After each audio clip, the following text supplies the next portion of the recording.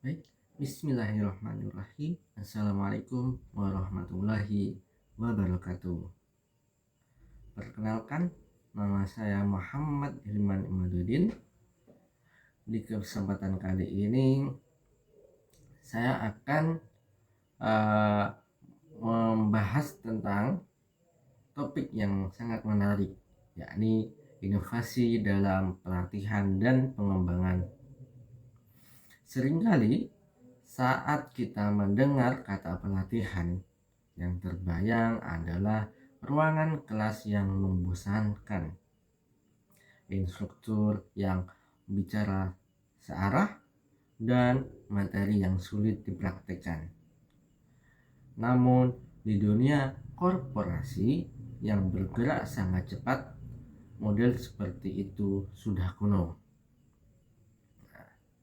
Mengapa inovasi di bidang ini begitu penting? Karena menurut teori resource-based view, keunggulan kompetitif perusahaan berakar pada pengetahuannya.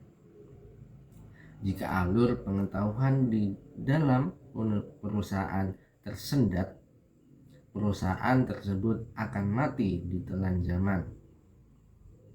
Itulah sebabnya saya memilih untuk menganalisis Google, sebuah perusahaan yang tidak hanya berinovasi pada produknya, tetapi secara radikal mengubah cara mereka belajar melalui program G2G.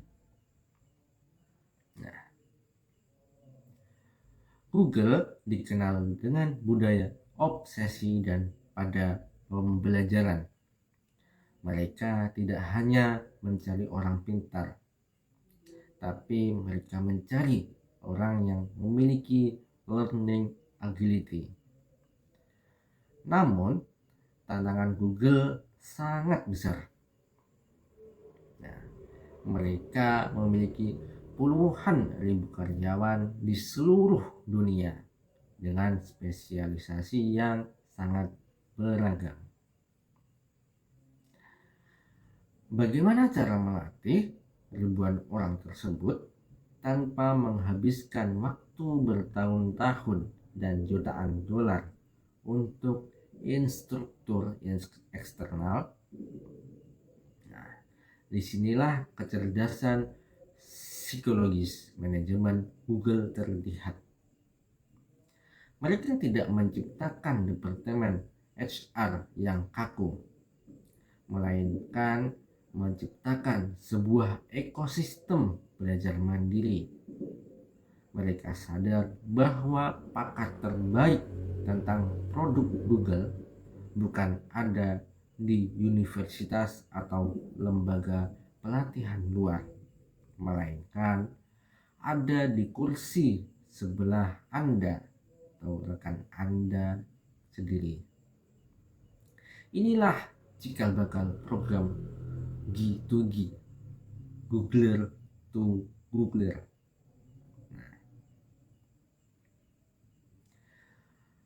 Program Google to Googler atau G2G adalah jaringan pengajaran sukarela internal yang masif.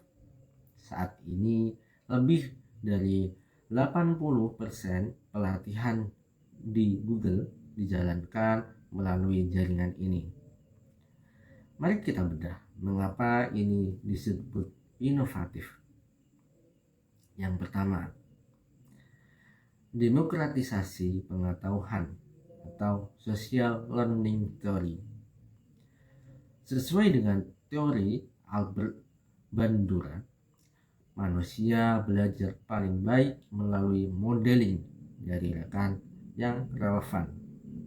Di G2G, seorang software engineer junior bisa belajar Python dari seorang lead engineer senior yang sedang mengerjakan proyek nyata. Nah, materi yang diajarkan bukan lagi teori buku teks, melainkan tips dan trik nyata di lapangan. Untuk yang kedua, psikologi resiprositas atau timbal balik. Mengapa karyawan mau mengajar secara gratis di sela kesibukan mereka? Nah, karena Google menciptakan budaya di mana mengajar adalah bentuk penghargaan. Menjadi instruktur G2G adalah pengakuan atas kompetensi Anda. Ini memenuhi kebutuhan psikologis akan self-actualization dalam hierarki Maslow. Untuk yang ketiga, interaksi kurikulum berbasis data. Ingat, Google adalah perusahaan data. Setiap kelas G2G memiliki sistem rating dan feedback instan dari peserta. Nah, jika sebuah kelas dianggap tidak efektif, komunitas pengajar akan segera memperbaiki atau menggantinya. Tidak ada birokrasi yang menghambat perubahan kurikulum. Lalu, apa dampaknya bagi kinerja dan daya saing perusahaan? Nah, ini adalah bagian paling menarik. Yang pertama, kemampuan adaptasi yang luar biasa.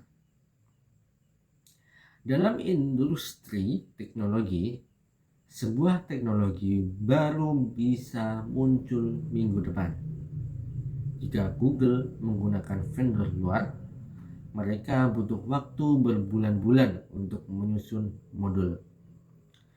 Dengan G2G, pakar internal yang pertama kali menguasai teknologi itu bisa langsung membuka kelas minggu depan untuk rekan-rekannya. Perusahaan menjadi jauh lebih lincah. Untuk yang kedua, efisiensi biaya yang masif. Rangkaian penghematan biaya yang dilakukan Google dengan tidak membayar instruktur eksternal untuk 80% pelatihannya. Uang tersebut bisa dialokasikan kembali untuk riset dan pengembangan produk baru. Ini memperkuat daya saing finansial perusahaan. Untuk yang ketiga, transfer of training. Salah satu penyakit pelatihan tradisional adalah materi yang menguap begitu saja setelah keluar ruangan. Namun mereka karena di G2G pengajarnya adalah rekan setim, peserta bisa bertanya kapan saja melalui chat internal setelah kelas selesai. Nah, dukungan berkelanjutan ini memastikan ilmu benar-benar terimplementasi ke dalam hasil kerja nyata. Dan yang keempat, organizational citizenship behavior. G2G memperkuat ikatan sosial antar karyawan. Ketika kita saling mengajarkan, kita merasa menjadi satu keluarga besar. Ini menurunkan tingkat perpindahan karyawan karena karyawan merasa Google adalah lingkungan yang mendukung pertumbuhan mereka seutuhnya.